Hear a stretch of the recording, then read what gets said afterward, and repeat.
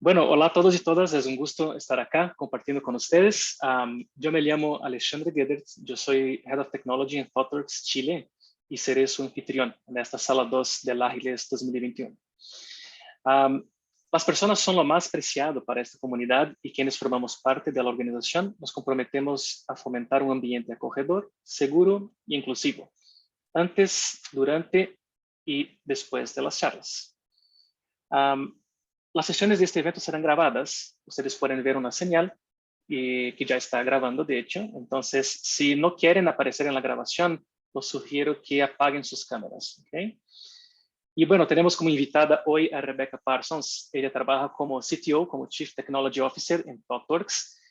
Recientemente ha publicado un libro llamado Building Evolutionary Architectures con sus colegas Neil Ford y Pat Kua. Sus intereses incluyen computación paralela y distribuida, lenguajes de programación, lenguajes específicos de dominio, arquitectura evolutiva, algoritmos genéticos y ciencia computacional. La charla de hoy se llama Desarrollo de software responsable en la era de la tecnología hostil.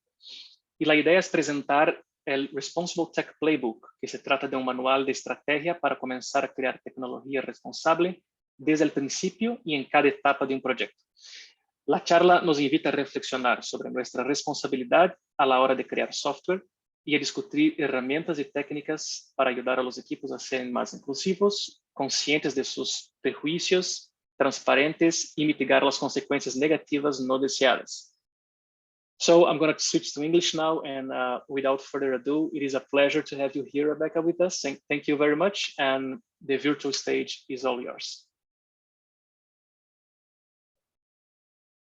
Thank you so much. And I will just get the presentation shared and we will get started. All right.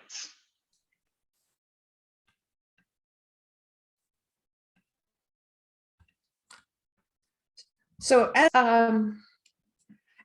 the title states, I want to talk about how to be responsible when we are developing software, even in an era where we have to worry about hostile technology. And this word hostile, it gets people a little nervous sometimes because it sounds pretty extreme, but we're using this term deliberately because technology has the ability, even unintentionally, to result in significant unintended consequences. And so we want to highlight the fact that we have to be cognizant of the impacts that our software is having. We can't just be tech utopians. Silicon Valley is filled with tech utopians who believe that technology always brings good, that there is no problem that cannot be solved through technology.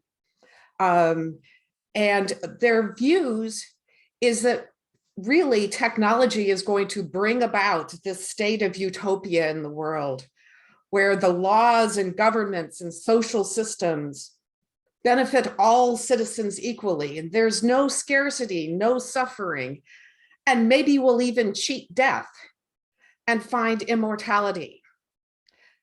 For people with this worldview, every time they see a problem, their immediate thought is, I can build an app for that. We also, though, have the,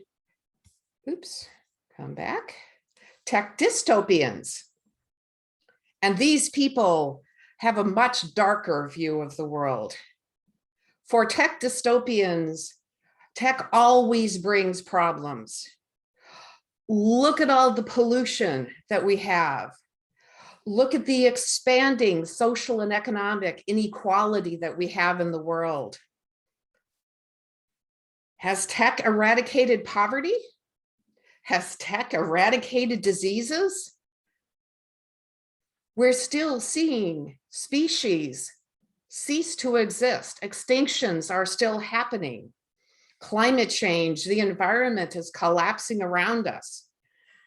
And then, of course, if you're a science fiction fan or just a scientist who's worried about things, And I must admit, I was surprised to find out Stephen Hawking was worried about the robotic apocalypse.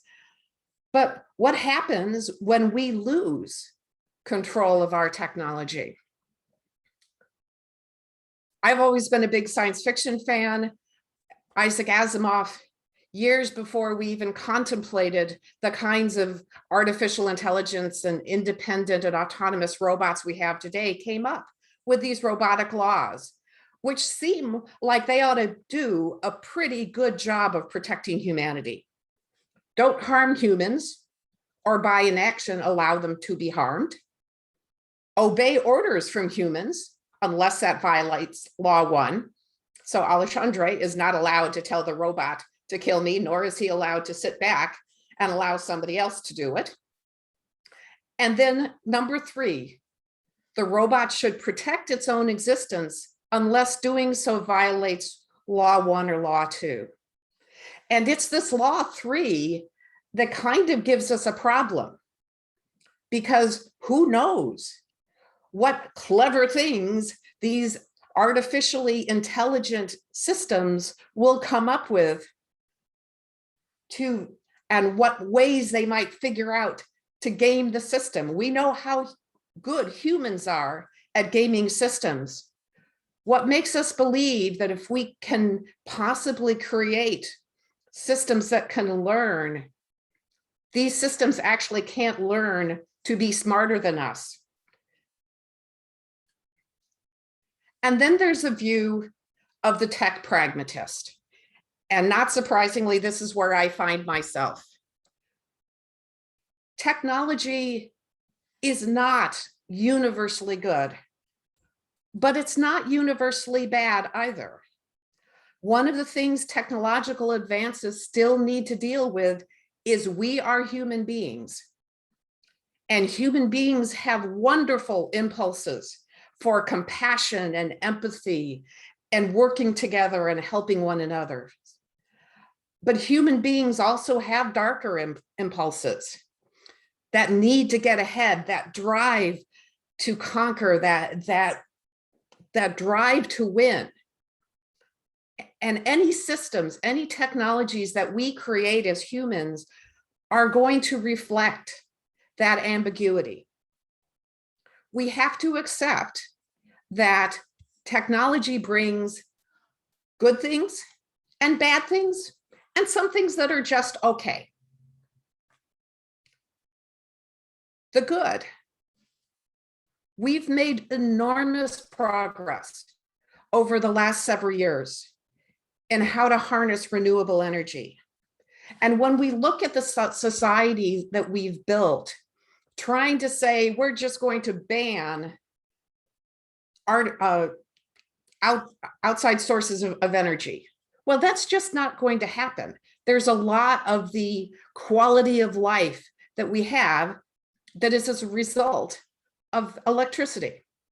And so the fact that we are now making progress where we can harness solar and we can harness wind much more efficiently, the price of renewable energy sources continue to fall. That's good for the planet. It allows us to keep these advances that have improved our quality of life without destroying the planet. Food productivity. Even if you take out genetically modified foods and such, food productivity has significantly improved. Even though there are still far too many people in the world who are starving, there are much fewer people in percentage terms than there were 20 years ago. We are making progress against poverty and starvation. And even though technology has done a lot to mess up the environment, we're using technology to do remediation. I spent some time at Los Alamos National Laboratory in the United States, and they had different research programs for how to actually clean up different kinds of environmental disasters. Bioremediation, where they would engineer organisms that would go eat bad chemicals to take them out of the soil, things of that nature. Better medicines. We've seen that just recently with the pandemic and the speed with which we were actually able to develop vaccines against the coronavirus and the COVID-19. And advances in education. We are able to learn in different ways as a result of technology. And then there's the okay. Some people would put weapons in the okay category, some put weapons in the bad category. But entertainment apps, we have ways both to entertain ourselves, communicate with each other, create things, many different things that we couldn't do before. Autonomous vehicles. People might be a little bit nervous about, completely autonomous passenger cars, but isn't it a good thing that we have autonomous mind finders that can be sent into minefields to find and deactivate mines, as opposed to humans having to do it, or they've been using bomb sniffing dogs to do it? It's better that that is a machine. We'll talk a little bit about that later. And then of course, AI. Much like any technology, AI can be used for good, AI can be used for bad, and AI can be okay. But then there's also the ugly. Even if you think some weapons are okay, weapons of mass destruction are truly frightening things. For those interested in this period of history, there are some fascinating books about the psychological changes that the scientists who created the atomic bomb went through once they saw the destruction in Hiroshima and Nagasaki. And of course, much of the technology that we've created creates enormous pollution, and even things like mining for some of the minerals that are required to build our devices have serious environmental consequences. And yes, we are worsening inequality in many ways. We have many more diseases. And in the wrong hands, technology can be used as a source of oppression. So there are ugly aspects to technology. And the scary thing is we are actually very bad at predicting the consequences of our own inventions. As technologists, we are fundamentally problem solvers. We see a problem, we see a solution to the problem, and we're focused on figuring out how to solve that problem. These things that are happening over to the side are very difficult for us to see because we're focused on solving our problem. Very often it takes someone else to help us understand that. So let's think about some of the ways that technology can go wrong. And I want to start with one that should be obvious. The Volkswagen emissions scandal from a few years ago. Somebody in the software development profession sat down and wrote the code that detected whether or not the car was being tested for emissions and ran the engine differently. And as soon as the test was over, they changed the parameters so the engine would run faster, but it was completely and utterly deceptive. That engineer, whoever wrote that, made a choice to do something that they had to know was wrong. But it's not just this malicious activity or this intentional hostility that we have to deal with. AI and bias is something that we hear a great deal about. And it doesn't have to be intentionally biased. One of my favorite examples of this, there was a teaching hospital that tried to develop a machine learning model to tell them when patients who had had a particular procedure needed to go into the intensive care unit. And they trained it on two different models. One, you couldn't really understand the basis of the decision-making. But the other one, it wasn't quite as good, but you could see it. And they took a look at this model, fortunately, before they started using it, and realized that their model completely ignored individuals with asthma.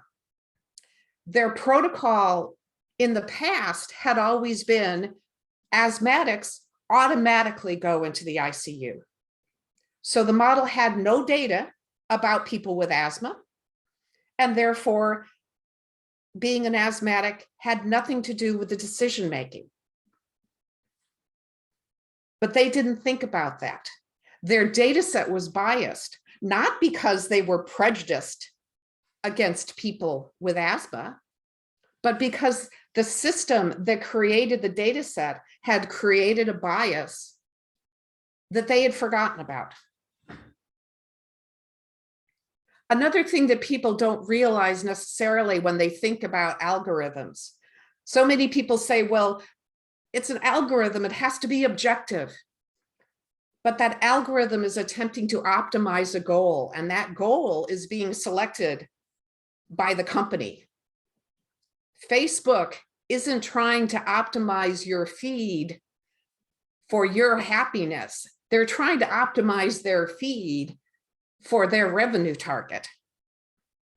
So their goal is going to bias their choices in a particular direction, even if they're not intentionally trying to be harmful. So we have to worry about bias. But we also have to worry about ethics. The classic one, of course, is autonomous vehicles and pedestrians.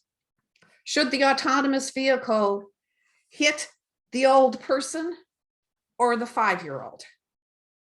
If you don't have a choice, should it prioritize the life of the driver or the life of the pedestrian?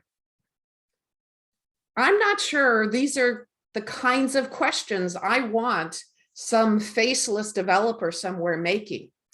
This is a question in civil society that we should be establishing this framework for how we want these vehicles to behave.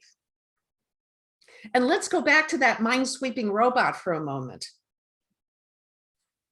As robots become more and more intelligent, when does it become unethical to put them in danger? To send them off into the minefield where they might get blown up, but at least it's not a human being. Or is it really that different from forced labor to have an intelligent robot that is washing dishes and ironing your shirts and cleaning your toilets? Is that ethical? What really is fair when we are starting to talk about intelligent beings? What is the barrier? What is the threshold that we have to get to before we have to consider their life as being meaningful as well? And then, of course, there is the true abuse. Hackers are getting much more sophisticated. It's much easier to deceive. They're actually, for example, creating a stage show. Michael Jackson is going to perform live. Michael Jackson has been dead for years. But we have the technology to create holographic images where a dead artist can get up on stage and perform. We have the technology to doctor images. And so you could have former President Obama saying truly outrageous things. And in fact, some of those have already been created. And of course, things like ransomware are becoming more and more prevalent. There was a gasoline shortage in the United States because of a ransomware attack on a pipeline. And we're all subject to manipulation in various forms, some of it very subtle, some of it whimsical, but some of it perhaps not so much. So then as technologists, how do we build responsible technology? What do we have to do to break out of that blind spot that we have about our own solutions? Because it's not in general that we are trying to build bad things. It's not that we're trying to intentionally exclude people, but we're focused on the problem that we're trying to solve. So how can we break out of that mindset? And so we've started talking about this notion of responsible technology. And the key theme here is that we want to align the technology and business behaviors with the needs and the interests of not just our obvious set of users, but the broader set of stakeholders, society and individuals. We want those things to be in alignment as opposed to, I'm just going to focus on what this problem I'm trying to solve. And so as was mentioned, we published something called the Responsible Tech Playbook. And it's a collection of tools, many created by other organizations, that are effectively facilitation techniques to help us break out of our own brains and start to see how other people might be impacted or how other people might view what it is that we are trying to build. They might help us uncover a particular source of bias, like the asthmatic that I used in the example earlier. Sometimes we forget about stakeholders. There was a fascinating conversation I was involved in several years ago, and they were talking about the business case and the justification and how wonderful it would be if we had autonomous trucks. Because when a big truck is in an accident, people really get hurt because of all the weight and physics. And so if we had autonomous trucks, you wouldn't have to worry about a truck driver falling asleep. And they spend a lot of time on the road. And sometimes they fall asleep. But what about truck stops? What about all of those little restaurants and gas stations scattered all over along the highway systems? All of those people would be out of jobs because there wouldn't be any truckers coming through to have their breakfast and get some coffee so that they can wake up. These are unintentional effects on stakeholders. Who would think of a waitress in a diner as a stakeholder in the decision on whether or not we should have autonomous trucks? You really have to think about the second and third order consequences to start to get to that broad range of stakeholders. Some of these tools also help us think about what other stakeholders would value and where their value systems or their desired outcomes might not line up with ours. And importantly, many of these tools allow us to focus on how might we mitigate this risk? Or perhaps even more exciting, how might we be able to turn something like this into a new opportunity that we can take advantage of? Because this isn't all about trying not to cause problems. This may be about having a wonderful solution that we didn't think about before. One of my favorite stories about accidental innovations, and at ThoughtWorks, we use these all the time. The sticky note, that little sticky note, the glue, that was a failure. That was a product failure. They were trying to create a different kind of glue And what they realized is, wait a minute, this can stick and I can take it off and put it back on and it still sticks. So this complete failure, in one sense, became something that we use every day. So what are the opportunities that might be there that we haven't seen? Again, because we're so laser focused on, I'm solving this problem for this group of people. So I want to talk you through a couple of examples from this playbook at a very high level, just to give you a sense.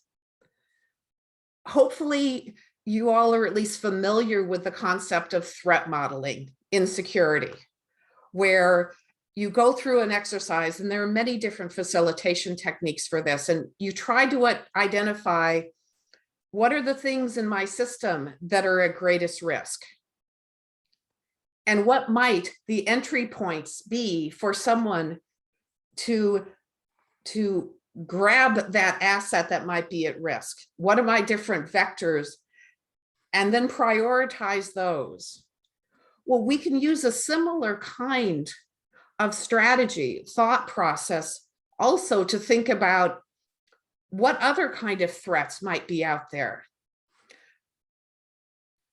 What kind of assets might we be using too much of? What kind of actors might be working in different ways that might impact the people that are using my product? So you can use this approach to threat modeling in a way that goes beyond just what kind of firewalls do I need to put in place, or which things do I need to make sure are password protected, things of that nature. So think about threat modeling, not just in that narrow, I need to protect my data in system sense, but what other threats might exist around my system. This is one of my personal favorites, the tarot cards of tech. And this literally is a set of cards. And generally what you would do is you would split up into smaller groups, and somebody just randomly picks a card. And it asks a question and asks you to play a different kind of role. Maybe you're designing a product and it will ask you, what would a poor person think about this? How would this impact somebody who is not as rich as you are? Or how would somebody in a different, of a different race, how would they respond to this? So it gives you a perspective, and it gives you that little nudge to say, see about stepping out of your box and try to see the world from a different perspective, and talk about, okay, what might that mean? How might I respond? And that might inform your decision-making around, again, potentially mitigations you might want to put into place, or ways that what you're designing might be tweaked just a little bit to broaden, to take into a much larger group than your original target. And then there's something called the Data Ethics Canvas from the Open Data Institute. And what this is trying to do is start to address some of the questions of, what kind of data do I need? For a long time, the mindset of people, it's collect data, collect data, collect data. I don't care. I don't care. Just give me the data. Give me the data. Because somehow more was always better when it came to data. And then the hackers saw all of these huge pots of data. It's like, okay, I just have to break into one place and I get all of this data. And then people were afraid of data. This approach helps you think about, what is the data that you really need? What are the ways that you need to think about protecting that data? And it helps frame the conversation in a more structured way, as opposed to just no data, I'm afraid of it all, or give me all of the data. So this is just 3 of the techniques that are in this playbook.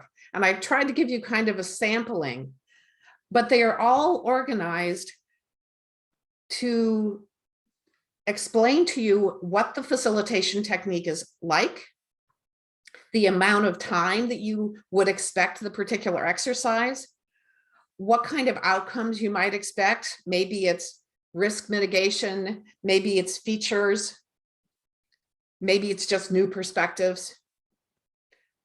But it's a broad set of tools that help you start to view the software development and product development process, not just from your narrow perspective of the problem that you want to solve, but from the broader perspective of how might we align our interests with society. So then how do I become more pragmatic? How do I become someone who practices responsible tech? The first thing, don't be like that engineer, whoever it was, working for Volkswagen, who had to know that they were doing the wrong thing to deceive the public. Martin Fowler, our chief scientist, has spoken often on the fact that we might just be programmers, but we are the people who write the code. We should not just be order takers. Just because somebody says, I want you to write a code to do something wrong, you can say no, particularly now. With how tight the technology market is now, no one has to stay in a job if they feel like they're being ethically compromised by what it is that they are being asked to write. Everyone for themselves has to make the decision on, this is what I will do and this is what I won't do. And I can't tell you where that boundary is. I'm pretty sure that that boundary doesn't include doing what that Volkswagen engineer did, whoever it was.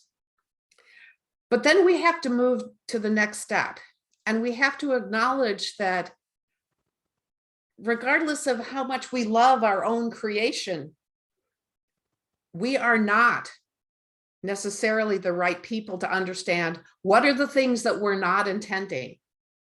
We're not setting out to make somebody miserable. What do we have to do to find out that this thing that we're hoping to do is going to make somebody miserable? And that's where diversity of teams comes in. Try to make your teams represent as broad a perspective of society as possible. So someone can say, excuse me, but where I come from, that's just wrong. Well, you wouldn't know that if you didn't come from there. So make your teams as diverse as possible and make sure there's a safe space for people to put their hands up and say, I think we need to think about this some more because this isn't right. And then use the tools in this playbook. But most importantly, continue to think about, is there something I'm missing here? Because at the end of the day, being a tech pragmatist is all about recognizing the technology itself is not good or evil. In many ways, it's inert. It's what use is that technology put to? And we can take one piece of technology and have it do wonderful things for the world. Unfortunately, that same piece of technology could be used to create weapons of mass destruction or to increase social and economic injustice. We have to, as technologists, do what we can that at least the technology that we deliver as products, as services into the world are doing as much good as possible and are as aligned as possible, not just to our interests, but to the interest of society. Thank you very much. Thank you, Rebecca. I think it's a very interesting topic indeed. And it's interesting because when we think about technology, well, I can say for myself at least, but the disruption aspect sometimes is very attractive or it's exciting.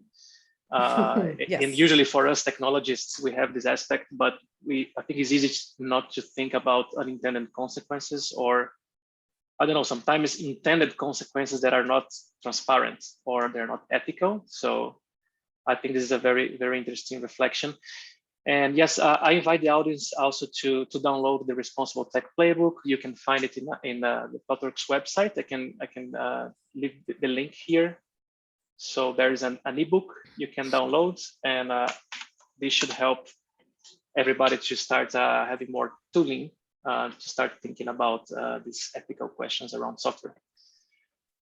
How easy do you think this is to be actually implemented for real? Because, you know, we have many different aspects in software development. We have like commercial tensions, we have deadlines, we have in practice sometimes it's not easy to explain all of these things. And I don't know, when you're talking about things like why we need to have quality in software development, you can actually explain that by having more quality, you can actually better maintain a software, and you can have a consequence that is financial, for example.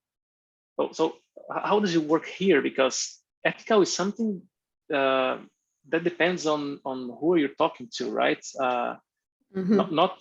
Not many companies are ethical. I don't know, when we think about Facebook, or you gave the example of Volkswagen. So yeah, I'm not sure, in your experience, how do you think it's a possible way to convince people to start like shifting this mindset? Well, sometimes it's just making it more visible, because although I agree there are bad actors, I think there are a lot more companies that really do want to do the right thing, that some of these things are unintentional. We had, for example, one of our clients where the team was pushing back on a feature. They said, we really don't think this is a good idea. And then other things got prioritized, so that got put back in the backlog. And then they brought it up for the next iteration planning meeting. We still don't think this is a good idea. And they had the discussion of, this is why we think this is a problem. We really don't think you want to do this. And they agreed to put it back onto the backlog. And I don't remember how many iteration planning meetings, but it was, 4 or 5. And then the product owner came back that time and said, thank you.